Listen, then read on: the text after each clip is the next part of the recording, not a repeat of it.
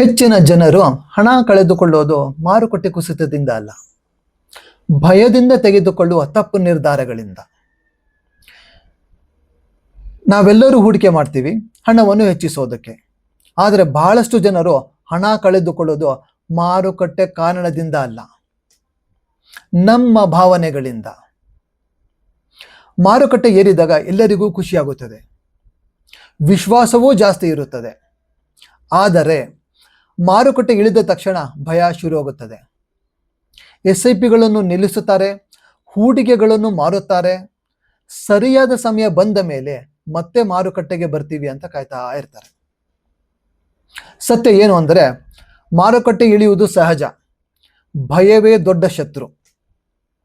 ಇಲ್ಲಿ ನಿಜವಾದ ಸತ್ಯ ಅಂದರೆ, ಇಲ್ಲಿ ಒಂದು ಮುಖ್ಯ ವಿಚಾರ ಇದೆ. ಹಣ ಸಂಪಾದನೆ ಆಗೋದು ಹೆಚ್ಚಾಗಿ ಅಸ್ಥಿರ ಸಮಯಗಳಲ್ಲಿ.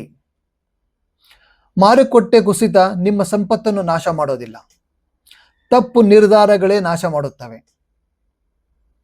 ಮಾರುಕಟ್ಟೆ ಕುಸಿತ ಅಂದರೆ ಒಂದು ಅವಕಾಶ ಸಿಗ್ದಂಗೆ. ಅನಿಶ್ಚಿತ ಸಮಯ ಅಂತ ಹೇಳಿದ್ರೆ ಸಂಪತ್ತು ನಿರ್ಮಾಣ ಮಾಡುವ ಸಮಯ ಅಂತ. ಮಹಾಭಾರತದಲ್ಲಿ ಒಂದು ದೊಡ್ಡ ಪಾಠ ಇದೆ. ಕುರುಕ್ಷೇತ್ರ ಯುದ್ಧದಲ್ಲಿ ಅರ್ಜುನನನ್ನು ಗಾಬರಿಗೊಂಡನು, ಭಯಪಟ್ಟನು.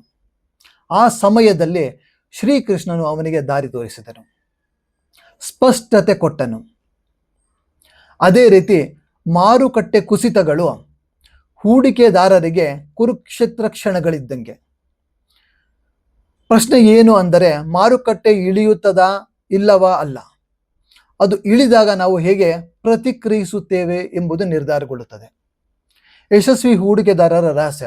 ಯಶಸ್ವಿ ಹೂಡಿಕೆದಾರರು ಒಂದು ಸರಳ ವಿಷಯ ತಿಳಿದಿರುತ್ತಾರೆ. ಅವರು ಹೂಡಿಕೆಯನ್ನು ಮುಂದುವರಿಸುತ್ತಾರೆ, ನಿಯಮವನ್ನು ಪಾಲಿಸುತ್ತಾರೆ, ಸಮಯಕ್ಕೆ ಕೆಲಸ ಮಾಡೋದಕ್ಕೆ ಅವಕಾಶ ಕೊಡ್ತಾ ಇರ್ತಾರೆ.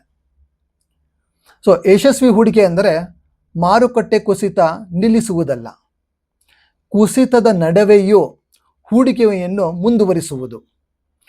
ಹೂಡಿಕೆ ಜೀವನ ಒಂದು ಓಟ ಅಲ್ಲ, ಅದು ಒಂದು ಮ್ಯಾರಥಾನ್ ಇದ್ದಂಗೆ.